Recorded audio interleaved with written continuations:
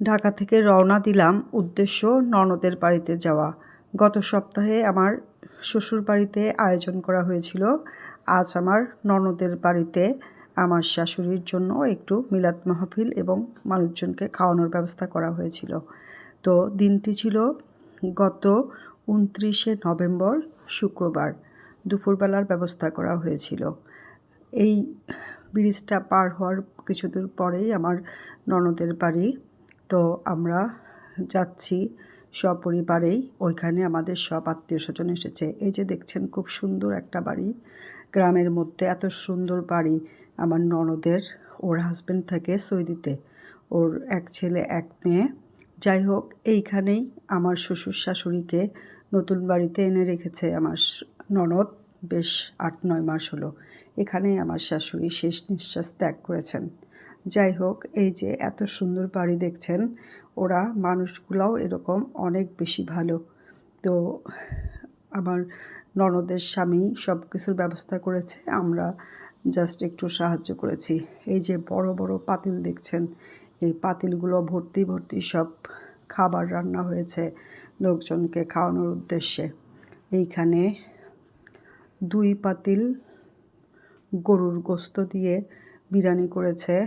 এই যে এটা মুরগি দিয়ে বিরিয়ানি করেছে। যারা গরু না খায় তাদের জন্য মুরগি। এখানে ফিন্নি করেছে দুধ, সাগু, নারিকেল, চিনি আর বাদাম কিশমিশ দিয়ে। আর এটা গরুর গোশত দিয়ে ২ পাতিল তেহেরি করেছে।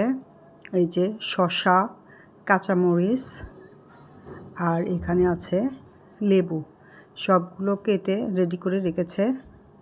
এখানে বাবুর্চিকে দিয়ে রান্না করানো হয়েছে। যে এখানে আছে কিছু কোল্ড ড্রিঙ্কসের বোতল, এগুলো সার্ভ করা হয়েছিল। আর এই যে বাহিরের সাইডে উঠানে বিশাল বড় প্যান্ডেল করেছে। এখানেই শ'তিনেক মানুষের ব্যবস্থা করেছিল। এই যে এরকম দেখছেন, একদম ভরা মানুষজন বসেছে। সব আমাদের আত্মীয়স্বজন এবং আমার ননদের শ্বশুরবাড়ির যে আত্মীয়স্বজনরা, তার বন্ধুবান্ধবরা সবাই এসেছে। এইরকম ভরা টেবিল, ভরা চেয়ার, একদম ৩ ব্যাচ মানুষ খেয়েছে। তো যাই হোক, সবাই ভীষণ তৃপ্তি সহকারে খাচ্ছে, দেখতে পাচ্ছেন। সবগুলো আইটেম খুবই মজা হয়েছিল। আর খাবার অনেক বেশিও হয়েছিল। তারপর আবার সব আত্মীয়স্বজনের জন্য বাসায়ও দিয়ে দিয়েছে। মোটামুটি মানে শর্ট পড়েনি, সব জিনিসই বেশি বেশিই হয়েছে মাশাআল্লাহ। আল্লাহর রহমতে আমার শাশুড়ি এত ভাগ্যবতী যে মেয়ে জামাই সেও কিনা কত বড় করে ব্যবস্থা করেছে। এইভাবে সবাই তৃপ্তি সহকারে খেয়ে আজকের দিনটা বেশ ভালোভাবে কেটেছে। সব আত্মীয়স্বজনের সাথে ভালোভাবে দেখা হয়েছে, কথাবার্তা হলো। আসলে যেদিন আম্মা মারা গেছেন সেদিন তো আসলে এত কারোর সাথে দেখা হয়নি ঠিকঠাক মতো। সবাই আমরা খুবই মানে সবারই অবস্থা খুব খারাপ ছিল। আজকে মোটামুটি সবাই ভালো, সবাই তৃপ্তি নিয়ে খাচ্ছে।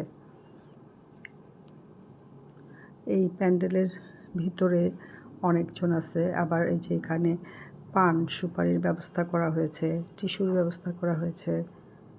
তারপরে যে এখানে ঘরের ভিতরেও অনেকজন মানুষ খাচ্ছেন যারা প্যান্ডেলে যেতে পারেনি। তো সবাই ভালো থাকবেন, আমার শাশুড়ির জন্য দোয়া করবেন। আল্লাহ হাফেজ।